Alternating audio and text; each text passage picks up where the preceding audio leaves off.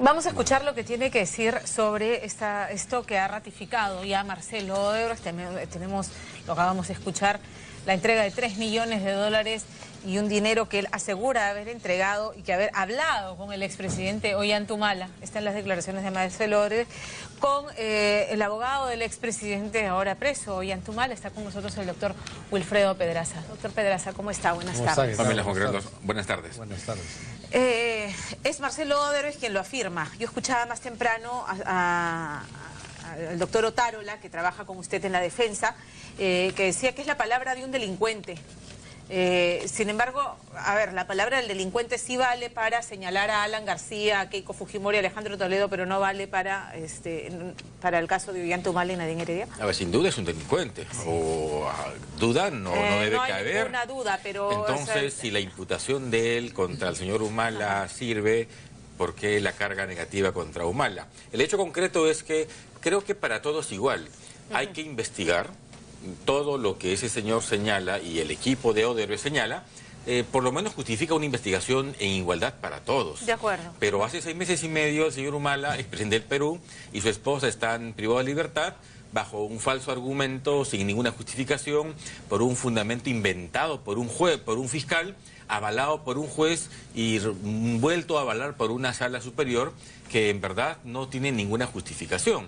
Se supone que el proceso estaba redondeado, a punto de acusar. Han pasado 6 meses y medio, ellos están en prisión, 2 padres de familia presos, 3 niños en un domicilio sin los papás, reitero, sin causa que lo justifique. Nosotros no nos negamos a ir a la investigación, ellos han concurrido permanentemente a cuantas diligencias se les ha citado, nunca han infringido ninguna regla de conducta. Nadine Heredia, cuando estuvo fuera del país, requerida por el juez, volvió inmediatamente y nunca más volvió a salir. Entonces uno se pregunta cómo en el país, en nuestro país, si se respetan las reglas de conducta, se hace lo que sea necesario, se concurre a cuanta administración del Congreso existe, fiscalía, juez, de pronto inventan una excusa de peligro de fuga y hoy están privados de libertad.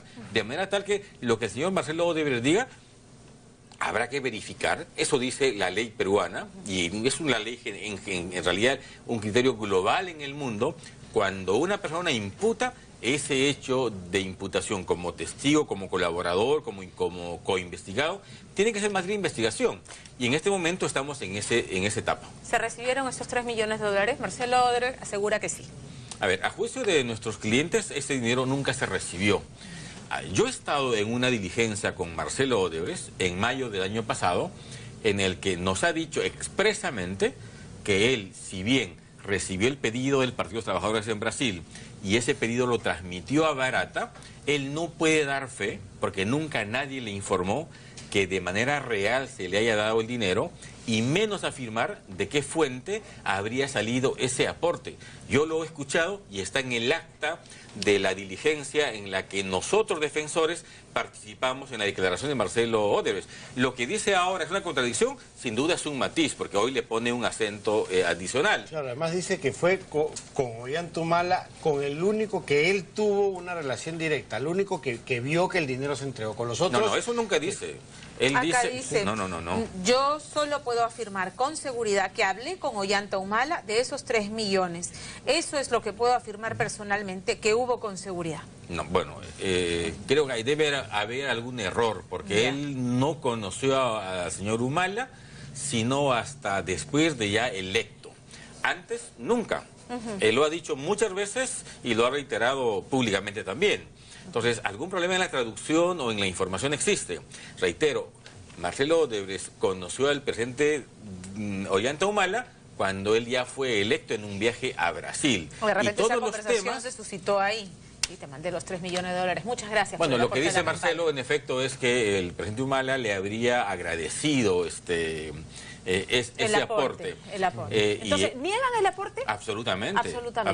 Todo lo que está desgranado en las agendas, porque una parte importante de la acusación fiscal se basa en toda esa contabilidad precisa que llevaba la señora Nadine Heredia en las agendas, y que la presunción es que es simplemente desgranar y maquillar esos $3 millones que habían llegado. A ver, eso se cae muy rapidito. Estamos hablando según Marcelo Odebrecht, de la segunda vuelta en la campaña 2011. Eso nos da marzo del 2011, ¿correcto? Las agendas tienen anotaciones hasta el año 2009. Entonces, no hay forma de que cruzar una cosa vaya. Se trata de dos temas muy diferentes. ¿Hay algún recurso legal que se pueda interponer ahora para buscar la libertad de Ollanta-Humala y Nadine Heredia en tanto el proceso sigue su curso de investigación? Nosotros estamos evaluando en este momento la interposición de algún mecanismo que permita la libertad. Por lo pronto lo que tenemos es un habeas corpus en el Tribunal Constitucional, que esperamos los magistrados tengan la entereza de ver el tema de fondo. Para nosotros la situación es bastante clara. El fiscal Juárez inventó una hipótesis de fuga sobre la base de afirmaciones sin sustento. El juez Concepción Caruancho recogió de esos 14 argumentos 5 fundamentos y la sala recogió al final solo 1. Entonces uno ve cómo se va desinflando los sustentos porque no tienen argumento, y la sala al final, en el caso de la señora Heredia, lo que dice es prisión preventiva por 2 razones. Una, porque al supuestamente haber recibido el donativo para campaña, se habría vinculado con el crimen organizado, con Odebrecht. Y entonces nosotros nos preguntamos cómo uno se vincula con una organización criminal cuando se recibe un donativo. Si esa es la lógica, muchísimos en el país tendrían que estar vinculados al crimen organizado. Ahora, la presunción respecto al origen de estos 3 millones de dólares es que es la división del Departamento de Operaciones Estructuradas, que es dinero negro, que el origen ya de por sí es ilícito, y que al haber sido supuestamente recibido por el Partido Nacionalista, la señora Nadine Heredia, su hermano, bueno, quien haya recibido el dinero, ya es lavado de activos desde el momento en que la fuente es ilícita. Si uno conoce el origen ilícito, se plantea razonablemente una hipótesis de lavado de activos. Pero 2011, ¿quién tenía conocimiento de la Caja 2? El 2014 acabamos de aportar al expediente principal una publicación a todo lujo del Poder Judicial, nada menos, en el que una publicación sobre justicia y empresa aparece nada menos que Barata como un líder empresarial. 2014. El 2011 era un hombre vinculado a la CONFIEF, a cuanta organización empresarial existía en el país. Nadie hacía presumir en esa hipótesis que se trataba de dinero de ese origen. De manera que si ubicamos el tema en su contexto, hay 2 temas claros. Barata dice que entregó $1 millón a la señora Heredia en efectivo. De los otros 2 millones nunca dice nada. Aparentemente los entregó en Brasil a Garreta. Garreta dice que no. Es un tema que justamente por las imprecisiones hay que investigar. Para nosotros el tema central es las investigaciones bienvenidas, ya tienen como 3 años en nuestro caso y faltan algunos meses. El tema es, hay que estar en prisión preventiva en una investigación que está a la mitad de proceso. Pensamos que no, porque de nuevo la sala superior, y el público lo va a entender con mucha claridad, dicta prisión preventiva contra Nadine Heredia, porque no solo porque le imputa vínculo con el crimen organizado o la empresa Odebrecht. Un criterio diferente se usa con los empresarios consorciados. O sea, los consorciados no están integrados al crimen organizado. Nadine Heredia, que se supone recibió un donativo para campaña, sí, una barbaridad.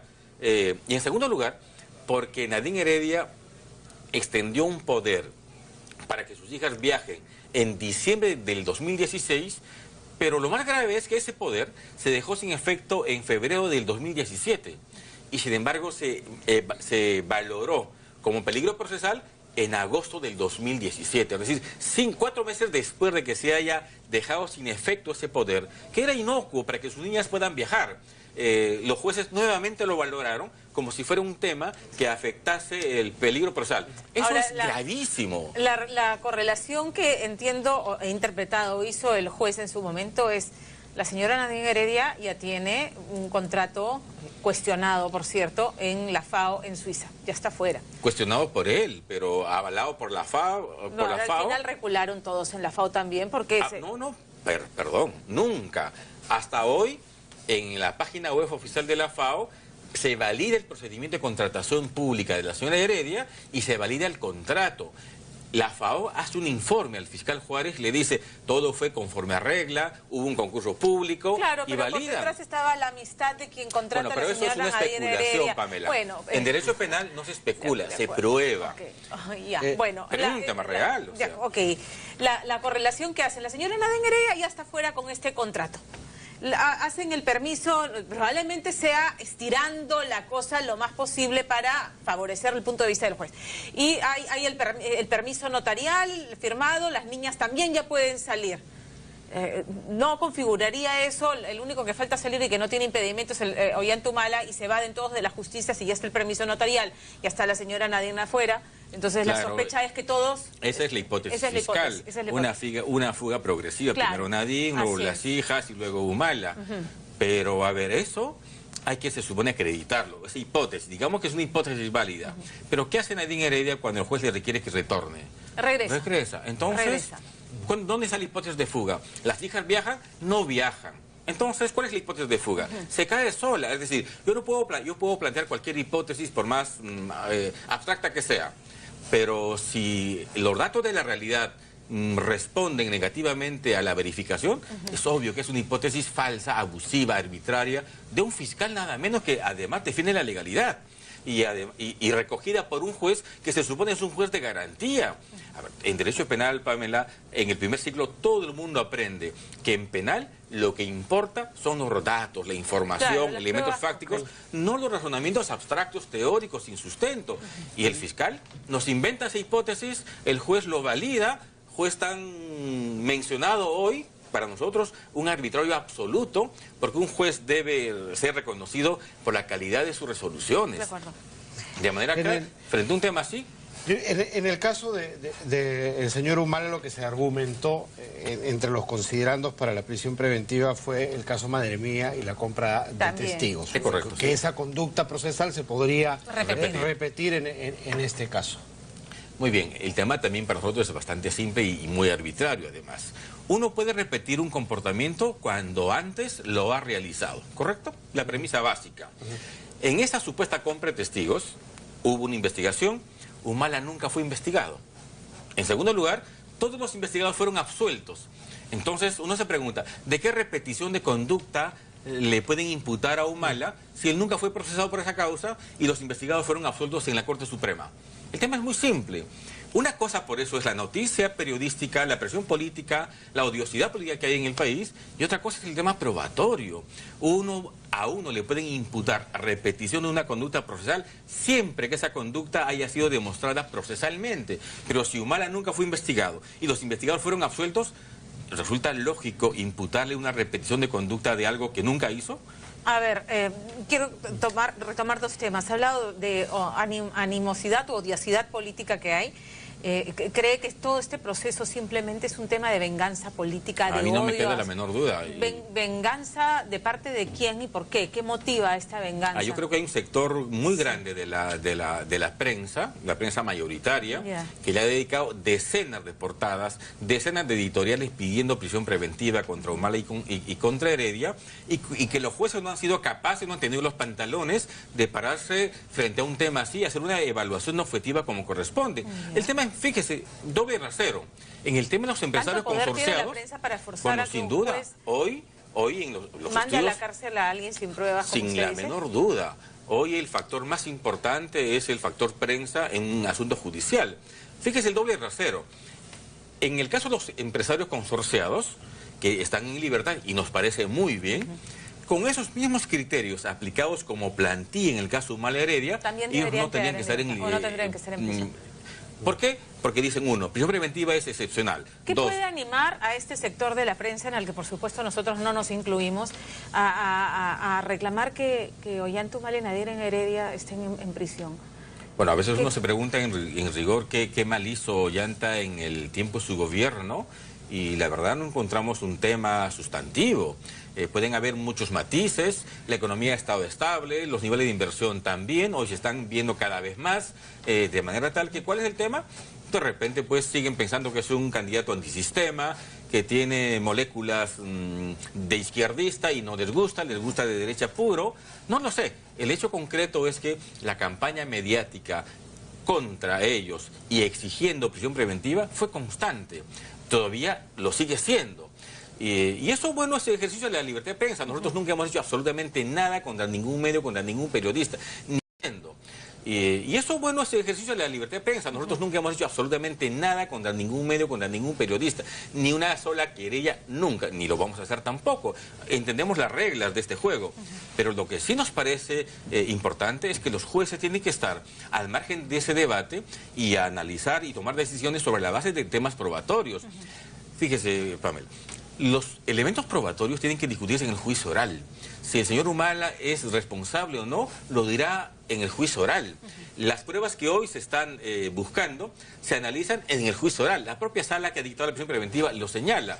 O sea, en la animadversión política está exclusivamente centrada en el poder que ha tenido la prensa o cierto sector de la prensa para hacer que se vayan a prisión. ¿Solamente viene de ahí o le atribuyen a alguien más? No, creo que el APRA ha estado en esto de manera concreta, un sector duro del fujimorismo también. O sea, no es casual que ambos tengan como una docena de investigaciones por portales diarios o por declaraciones de algún congresista. A ver, cuando Nadine Heredia salió fuera del país, ¿quiénes hablaron contra el tema?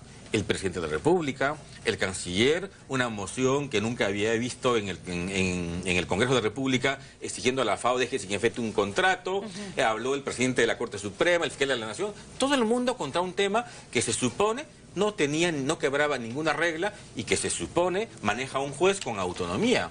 Entonces, intervención política en esto, sin la menor duda. En el tema de Madre Mía, que era mi segunda inquietud, en el tema de Madre Mía, que en su momento dice los testigos fueron absueltos y el presidente Ollanta Humala, el expresidente, no fue encausado. Sin embargo, lo que se viene a saber después, y por eso es que se reabre el caso, es la compra de testigos. Testigos que señalan que fueron amedrentados, que fueron exhortados a cambiar su versión o a no decir la verdad, y señalan todos al expresidente Ollanta Humala. Y en virtud de esa nueva información es que se reabre el caso.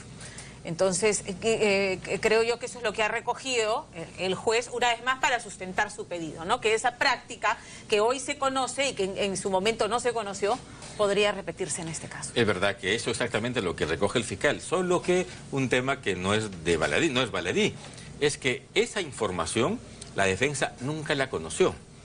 Hubo dos bloques de audios, un bloque vinculado con los quehaceres del Partido Nacionalista, como 80 y tantos audios que se transcribió y que nosotros los escuchamos, y los intervinientes de la interceptación, incluido Ollanta y Nadine y mucha gente, fueron a Fiscalía, reconocieron su voz, reconocieron los audios, procedimiento normal. Pero ese paquete de audios que se supone indican compra de testigos, nunca lo vimos.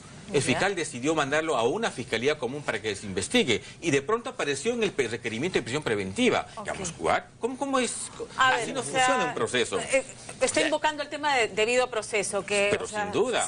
Ustedes no se enteraron de eso y se usó como elemento para esta decisión. Lo cual es absolutamente arbitrario, porque lo lógico es que uno escuche el audio, lo transcriba, vean si reconocen o no la voz, como pasó con el otro paquete de audios, pero no, el fiscal lo llevó subrepticiamente en el requerimiento de prisión preventiva. Entonces uno se plantea y dice, ¿eso es posible? La lógica y el derecho dice, eso no es posible.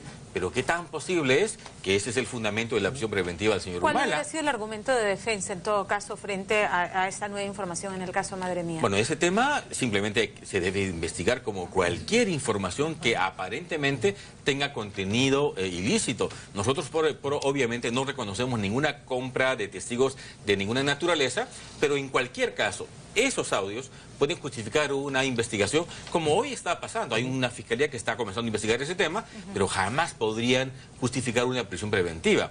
Y lamentablemente el juez funda su prisión preventiva en ese tema. ¿Qué tan lejos estamos de una denuncia fiscal?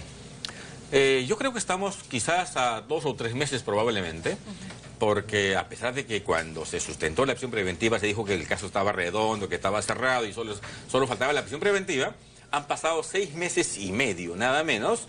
Faltarán quizás 2 o 3 más, porque Barata declarará, dicen, a fines de febrero. Es decir, 27 Habrá de febrero. 30 días en que venga la información y se traduzca. Y luego seguramente la acusación. No nos queda la menor duda que habrá acusación. Pero bueno, esa es una regla de proceso y vamos a acudirlas. yo no tengo prisa para que el fiscal acuse, que acuse cuando tenga que acusar. Hoy mismo... Pero que sea el proceso siguiéndolo en libertad, Ollanta Humala y Nadine Heredia. Como corresponde. La ley señala que la prisión preventiva es excepcional y que debe fundarse en el peligro procesal, es decir, en riesgo de fuga, en obstaculización de la justicia. Y nada de eso el fiscal ha aprobado. Obstaculización de la justicia. Nadine Heredia negó hasta el cansancio la existencia de estas agendas, negó hasta el cansancio que el contenido haya sido escrito por ella. En algún momento, ya en un acto desesperado, el presidente Ollanta Humala le dijo: no, todo lo que está escrito lo ordené que lo escriba yo. Ese tema jugó muy en contra de la primera dama y usted, efectivamente, los 3 millones que Odres habla es de la campaña del 2011, pero hay una contabilidad que, según la Fiscalía, no tiene cómo no se condice con la contabilidad del partido, lo que está en las agendas y con lo que se declaró a la OMPE, y que no tendría cómo estar justificado toda esa contabilidad que llevaba la señora Heredia. Bueno, las anotaciones son materia de investigación y está en marcha la investigación. Pero si Nadine dice si son o no son, lo que quiera decir está en el marco de su derecho a defensa y su derecho a la no incriminación. Un investigado puede decir y cambiar de versión a las veces que quiera. Eso jamás en un país democrático es obstaculización. El juez de Constitución Carguancho, que es un juez de garantía, se supone, dice extrañamente que eso es obstaculización, que cuando uno plantea una tutela, que es como un pequeño habeas corpus en el proceso, eso es obstaculización. Es decir, el ejercicio del derecho de defensa para este juez es nada menos que forma de obstaculización, y eso es una barbaridad absoluta. En la sentencia pretender insistentemente negar la existencia de una prueba o invalidarla para que no sea incluido en el proceso, una prueba que es fundamental, ¿no es obstaculizar la justicia? Jamás. No. La invalidación lo planteamos como tutela por una razón básica. Esos documentos fueron hurtados del domicilio de la señora Heredia y por tanto fueron introducidos de esa manera, de un modo ilegal. La Constitución señala claramente que la información personalísima tiene que guardar formas para... ¿Y qué se prioriza en un proceso? Porque si la información contenida en este documento es valiosa para el proceso y da luces en el proceso, ¿qué se prioriza? Porque finalmente la pericia grafotécnica ha demostrado que efectivamente es la letra de la señora Heredia. Pero antes de la pericia, la señora Heredia reconoció la... Bueno, porque ya no le quedó de otra. Ya estaba contra. Pero a ver, de nuevo, en derecho, y esto es un caso de derecho procesal penal, sí, un investigado puede decir lo que le plazca en el marco de su derecho a la defensa. No pueden obligarla a que se autoincrimine. Esa es una regla universal, ¿no? Pero universal. Por tanto, es una barbaridad o ignorancia o lo que fuera en penal. La discusión mediática es diferente. Si ella negó o no negó, eso no debería tener ningún impacto jamás en una valoración del comportamiento procesal de la señora Heredia. De manera tal que lo que ella ha dicho o corregido, eso no tiene ninguna relevancia. Lo que es relevante... ¿Van a poder probar esa contabilidad, cómo sustentarla? Nosotros vamos a entrar a la discusión en su momento sobre ese tema y vamos a ver que las hipótesis que se plantean de que eso vino de Venezuela o vino de Brasil son bastante absurdas. No tienen ningún sustento, no hay ninguna relación ni en tiempo, ni en montos, etcétera. Vamos, a mí procesalmente no me preocupa mucho el tema probatorio, porque en este tiempo se ha ido explicando cada hecho fáctico, como dice el fiscal, y pensamos que va a ir con mucha tranquilidad. El tema de fondo va a ser, finalmente, en la hipótesis del fiscal, si un donativo para campaña política es o no lavado de activos, porque es una diferencia sustantiva, como el caso Toledo, por ejemplo. No van a poder demostrarles que esos 3 millones de dólares ingresaron a la campaña.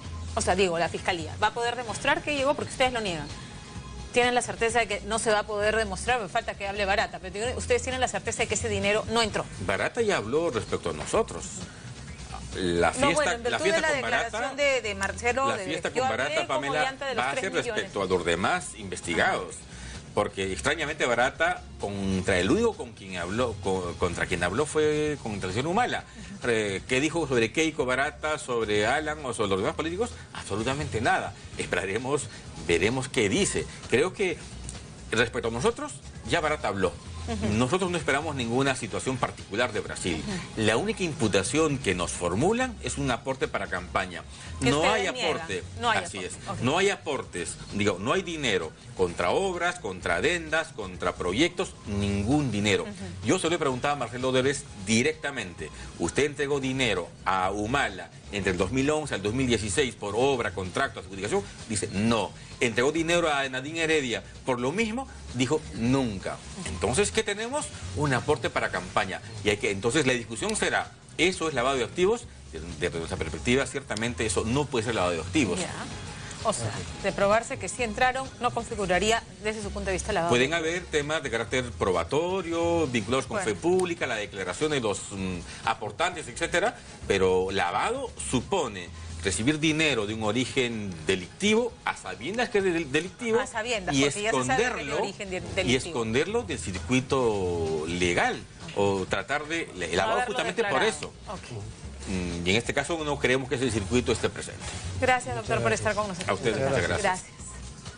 2:50, se ha ampliado el plazo para solicitar